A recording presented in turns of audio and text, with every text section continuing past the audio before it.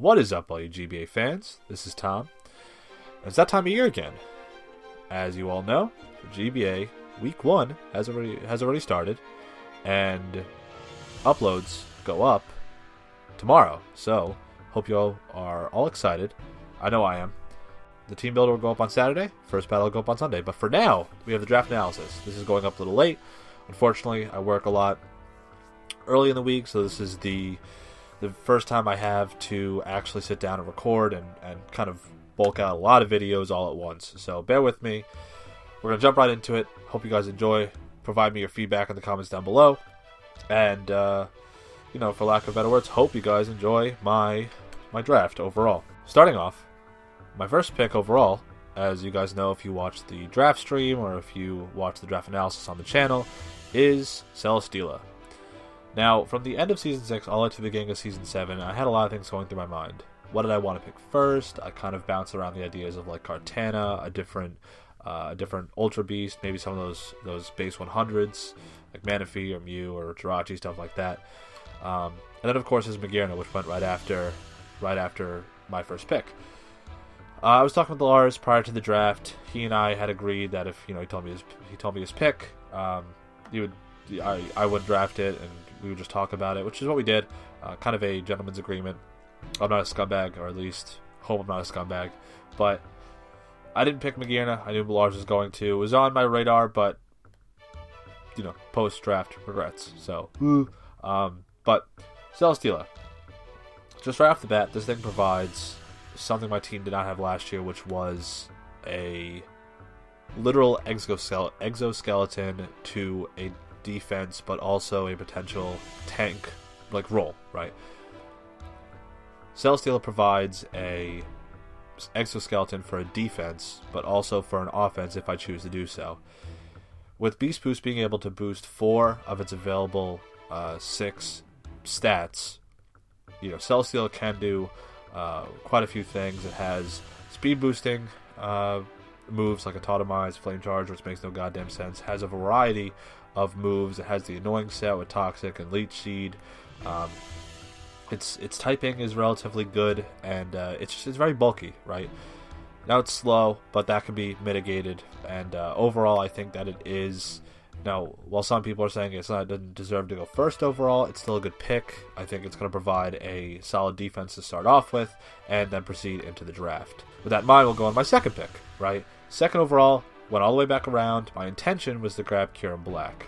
That's kind of what I wanted. I wanted to go Celesteela, Kyurem Black, and then my second pick, which was my third pick intentionally, moved into my second pick, Thundurus-T.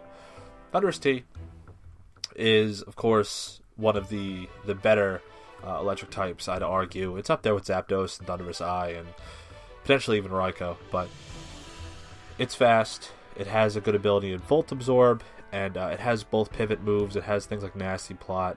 It has things like Agility, and of course, with access to Z Crystal, if I chose to do so, it could then, of course, utilize Z Rain Dance.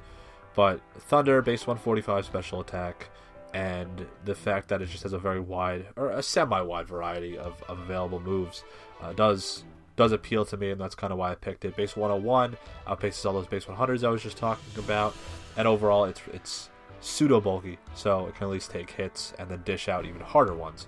Now, for those of you who are curious, I didn't assign this to my Z Crystal Mon because I felt like Thundurus-T provided a better role in terms of a Life Orb sweeper, a setup sweeper, or Scarf, or even Specs, based on its speed tier. Now you might think, okay, well Z Rain Dance plus Thunder, or just Z Thunder move.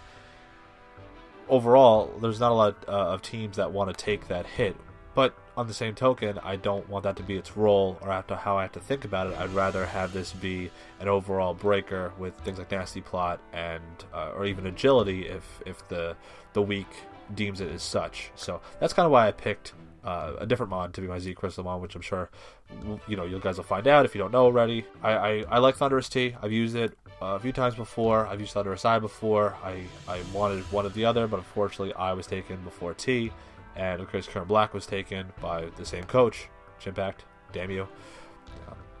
So Thundurus-T I think is a good option for my team. It's a good offensive mon, and I like it. It's pivoting potential. Moving on from there, we have Nidoqueen, which is it was a questionable pick by some people for being taken so early, but the thing about Nidoqueen is that it's always a reliable mon. The fact that it can set up rocks, set up hazards, be very utility, of course Sheer Force with Life Orb, Sheer Force with any choice item, it overall is very effective. It doesn't have the most attractive stats, but it doesn't mean it's bad, right? It means that it's bulky, it can take hits, it can provide hits, it has a wide move pool, and of course it can just do a lot of different things that this team was kind of lacking. Didn't have hazards yet, and I wanted something that kind of complemented Celesteela's weakness in fire and electric. So it's kind of why I picked it. There's nothing really more to say about Nidoqueen. I think that it's going to be a good choice in the long run. Obviously, I'll lean on it for hazards and stuff like that, and just being bulky, but that's kind of the reason why you draft Nidoqueen. If you wanted like straight offense, you go after Nidoking. But I like this pick, and regardless of if it went a bit too early, I think it was necessary at this point in the draft because I don't think it would have made it back to me. So that's kind of why I went after it as soon as I did, and I don't think it's a huge problem. As a matter of fact, I think it is a good choice regardless. So we ended that round, and we had to wait all the way back around. And I'm looking at some of these picks, and I'm thinking, of course, when the water types start to go, then that's when I'm going to pick a water type. And I think to myself, well, if I go after a defense now, and then I go after the pick that I want in the 4th, then I pick another defensive mon in the 5th, and don't really... and then I don't really have to look at defense for pretty much the rest of the draft. Just kind of have to look after utility and look after otherwise just offense. Breakers and setup sweepers and scarfers and stuff like that. So that's why I'm going to look right now into Vaporeon. Now Vaporeon provides, of course, wish support. It provides a bulky water type. It provides one of arguably the best water types in this format. Wish is important. The fact I can heal Bell, Scald, Mirror Coat, whatever. And I've never used Vaporeon. I've used Melodic, obviously. I thought I used it very, very well. And I think that it's a very quality mon. Based on coverage, based on haze, based on its setup moves. The fact that I can Baton Pass to maintain momentum. I just like what it brings to the table, and it's just a bulky water type, and that's important for this team at this point. With that in mind, you then look at my team and you go, alright, well, you have Vaporeon for wish support, wish passing, you have Celesteela, you have Nidoqueen. What's one way I can kind of tie all this together into nice cancer? And there's a very, very simple response, right? And it's shaped like a duck. I don't know if it quacks, but it's definitely a duck.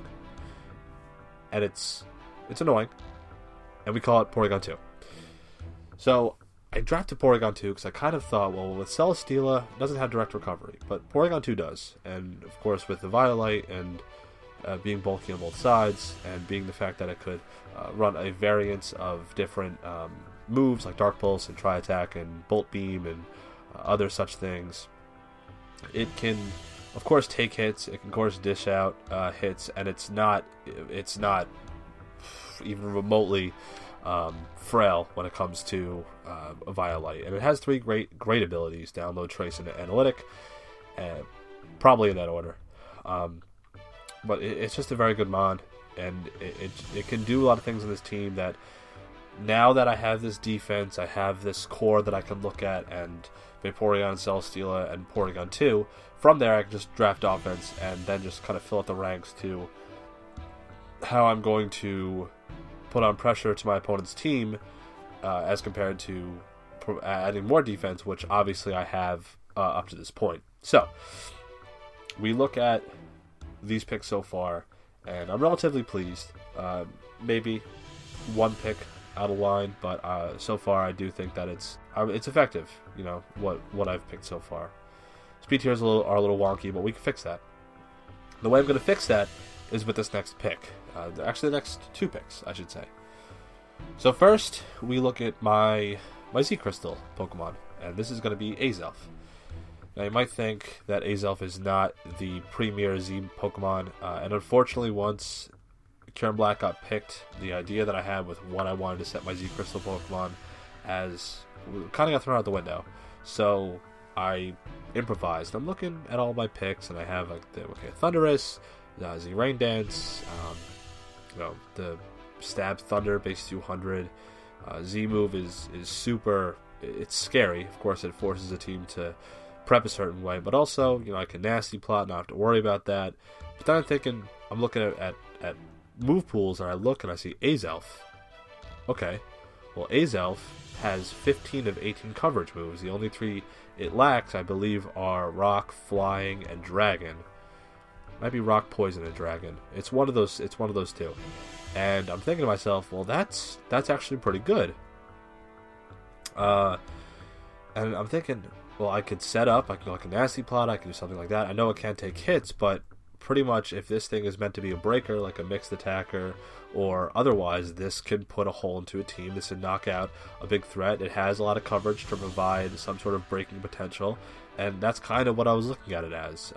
Z-Trick, I believe, boosts its speed, so there's a lot of things here that do certainly appeal to me, and that's kind of why I picked Azelf as my Zmon. And it's just overall, it's not a first round pick, it's not a second round pick, it's a third, fourth round pick, in this case a fifth round pick, and it's just a very quality mon. It's fast, it has good offensive stats, it's not bulky, but we already have the bulk, so I'm not worried about that. Now from there, we gotta start looking at spinners and things that remove hazards. At this point, a lot of the mons that were already taken were like the higher quality spinners, your Donphans, your Fortresses, your good defoggers. And I'm looking and I go, well, I don't have a fighting type yet. I don't want to cut. The problem with this team is that from this point, I'm looking, I go, okay, well, your traditional rabbit spinners are ground and rock types. I already drafted a ground type. Your traditional defoggers are flying types. I've already drafted 2 of those. Do I want to double up on that typing? Not really. That would be silly. So instead, I'm going to be drafting Hitmonlee is my Rapid Spinner. Now, does Hitmonlee necessarily want to run Rapid Spin every week? No, it doesn't. But is it fast? Can it fake out? Can it otherwise be both offensive and utility at the same time? Yes, and that's kind of why I picked it. Hitmonlee with 3 good abilities, Reckless, High Jump Kicks, and Limber. So Limber's not really seen a lot, but it can be used, of course. Then you have Unburden, which the normal gem and stuff like that. Sashes, berries, all that type of stuff. And of course, for a fighting type, it is very good. It's bulky on the special defense side, and base 87 is of course faster than a lot of the mons that I've drafted already. So look at Hitmonlee, and I like what it can provide. I like the rapid spinning. I like the it has a fair amount of move pool coverage. It has good utility, bullet punch, fake out, mock punch, sucker punch, all these different things that otherwise are important for any draft. And I like it as a rapid spinner if I need to do so. I'll look at a defogger later. Again, one that's not going to be redundant in terms of typing, and we'll move on from there. But with that in mind, you look at my team, and overall, now I'm starting to fill out some offense. But we can't stop there, right? We gotta find more offense. So we have a special attacker, or 2 special attackers. We have a physical kind of breaker and Hitmonlee. We have Azelf, which can go both. So now we got to look at some physical hitters, right? And one mon that I'm surprised, I wouldn't say surprised necessarily, but one mon that I suspected wouldn't necessarily go soon, but would last to me based on looking at everyone else's rosters. A lot of ground types were taken, a lot of dragon types were taken. I'm looking and I go, well, there's only about 2 teams that are going to take this. And on the way back, if both those teams don't take it, I am going to, because I know after that it certainly wouldn't get back to me. And that's Zygarde Doggo. It's not Zygarde 10%. If you call it that, you're wrong. It's Zygarde Doggo. And this thing appeals to me because it's a Doggo. That's pretty much it. And of course, it's D-Dance is awesome. E-Speed is awesome. And then its main move that people, of course, look at now and go, wow, that it changes how you use this Pokemon. 1,000 Arrows. Any kind of flying type, any kind of mon that has levitate, piss off. Eat these arrows, and that's kind of what I want to do with Zydog. I can't run the Coil set. It's too frail. But I can run D-Dance. I can run Earthquake. Or I can run 1,000 Arrows. I can run, Outrage. Shit, it gets Haze for some reason. So I can run Toxic if I want to Poison on a switch, a bulky switch in. That's not a Steel type, obviously. And it has decent coverage, Brick Break, stuff like that. Facade. Because like a +1 Facade is going to do a lot of damage, even though it's not stab. And then there are moves that it gets like Core Enforcer. I know its special attack isn't the highest, or it gets even 1,000 waves where a Pokemon then can't flee. So if I want to trap them on, like, well, I guess there's a wide variety of things I could possibly trap. Maybe I might have that wrong with Flee Battle, flee that matchup. So maybe I trap it. Maybe I can keep it in. Maybe I can step in front of it. It can't really touch me. Otherwise, it's a good option. I set this as my my Z move mod because it doesn't really have the right type of coverage in order to do so. So I like Zygarde 10%. Obviously, it's not as bulky as its full Snick form, but it's fast. It provides more speed for my team. It's tied with Azelf, and it's a threat that any team needs to prepare for. Base 100 attack is certainly threatening, and it's a necessity for any team to prep for that Pokemon. Even though it's frail, and it kind of forces if something can run Ice Shard, it will to hit this. But overall, I like Zygarde Doggo, and I think that it will be a good addition, and it bolsters up a physical sweeping potential, kind of like how Tyrantrum was the year before, and how I've used other physical threats in the past. But from there, we'll then pick another physical attacker, and also something that could possibly be mixed, and that's Incineroar. Now, Incineroar can pivot, gets a U-turn, believe it or not, gets set up on both sides with Bulk Up, Swords Dance, Nasty Plot, and otherwise, what I'm really banking on, believe it or not, is it gets Intimidate at some point. And it's not available yet, but I'm sure with all these Mega Stones being released and all these different special events, I'm sure at some point someone's gonna get the hidden ability Litten. Then we get Intimidate Pyroar. That makes it even better because base 90 HP with base 95 defense with Intimidate makes it pretty damn good. Base 115, it gets U-turn, it has base 90 special defense. You can run like Assault Vest. It gets so many different moves that I don't think people really take into account. Right? It gets Heat Wave, gets Fake Out, which is kind of weird. It's like Leech Life, so it can even kind of recover itself. Leech Life with Bulk Up based on coverage, or however you want to go after it. Incineroar, I think, if you look past its typing being a fire type, if you look past the fact that it's only base 60 speed, it is good. It has potential, and it's not just another starter that people are going to overlook. Like Typhlosion gets overlooked, even though it's good in like laddering potential, right? You look at Blaziken without speed boost, not necessarily as good. You look at Emboar, and again, it's drafted, but it's not highly sought after. This is kind of another case based on its speed tier. I'm okay with that. I think I can work with that, and I think that if you Scarf it can still pivot out. It's not locked into the matchup. A lot of the fire types starter don't really get pivoting. Obviously, Infernape is the best one, but that kind of goes without saying. I think this is going to be a good pick. I don't understand why people kind of take a shit on it. I think that they're wrong, and they're kind of overlooking what its potential is, and that kind of bothers me. So I hope that I can use this well, and I can prove people wrong, and it gets Intimidate, so that gets even better, and then I can really shove it in their faces when they go, oh, well, now it's better with Intimidate. Yeah, I drafted it because it was probably going to get Intimidate at some point, and it's a good call to, kind of look into the future and kind of hope that is how this is going to kind of pan out, and it's going to work well for me. So at this point, I only have 2 picks left. I'm looking at what I need left. I need another hazard removal Pokemon, and I didn't draft a Fairy.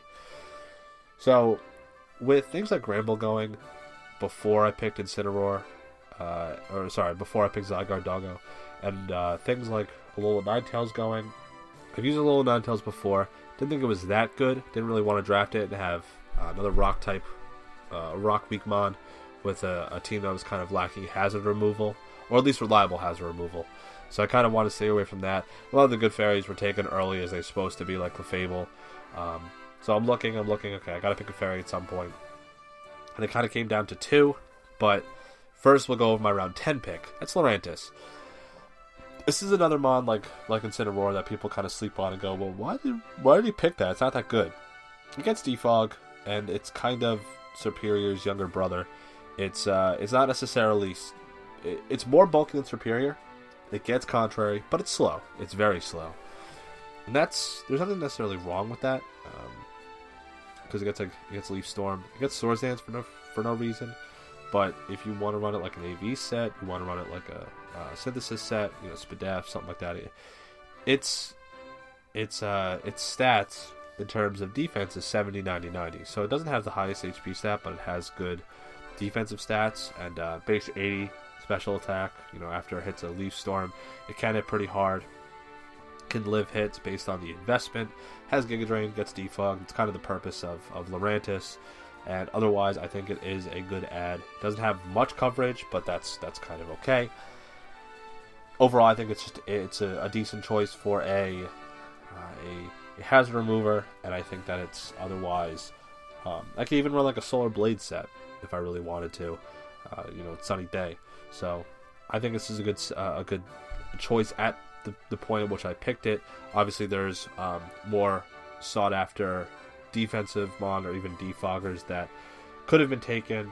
That unfortunately I missed that train, so we roll those punches and we make the best out of our situation. I mean, hell, I drafted Xatu this late last season, and that turned out well. I beat a Rotom Wash with it, so what's saying that I can't do that again with this year with Lurantis or any other of these lower tier mons that people are otherwise saying are kind of garbage or are second guessing because, oh, they're not premier, they're not the most sought after mons in their opinion. Well, that doesn't matter. So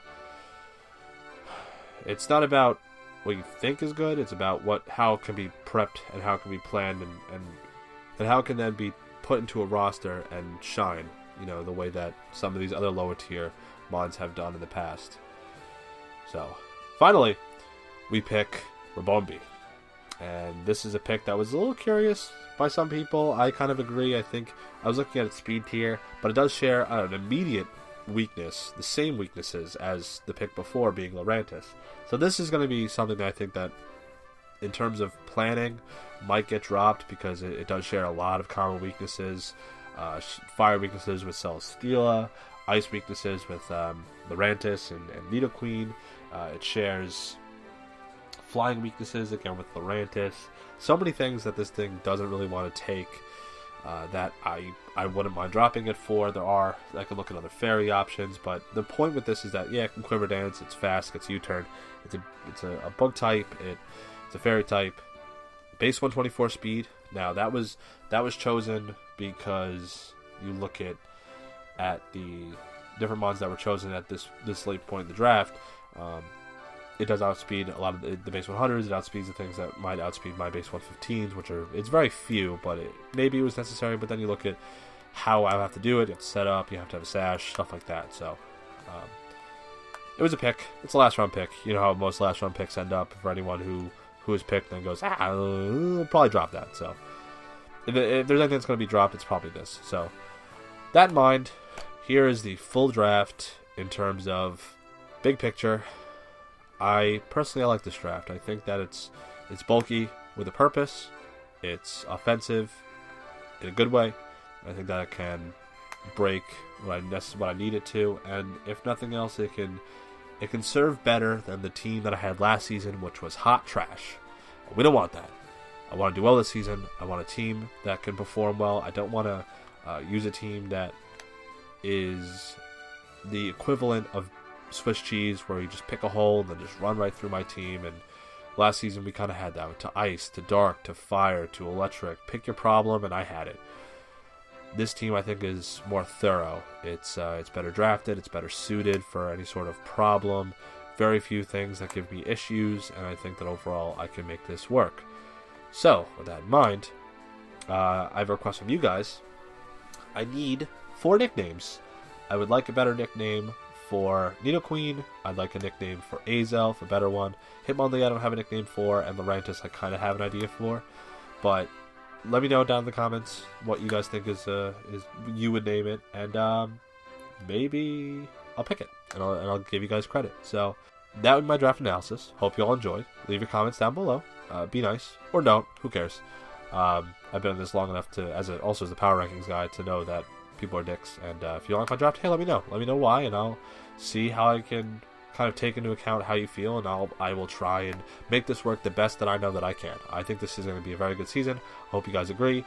Hope you guys enjoy watching all my content and all the content across the GBA. And with that in mind, I will see you guys tomorrow for the team builder, and then on Sunday for my first battle against Lars. Have a great day, and I'll speak to you guys soon. Later.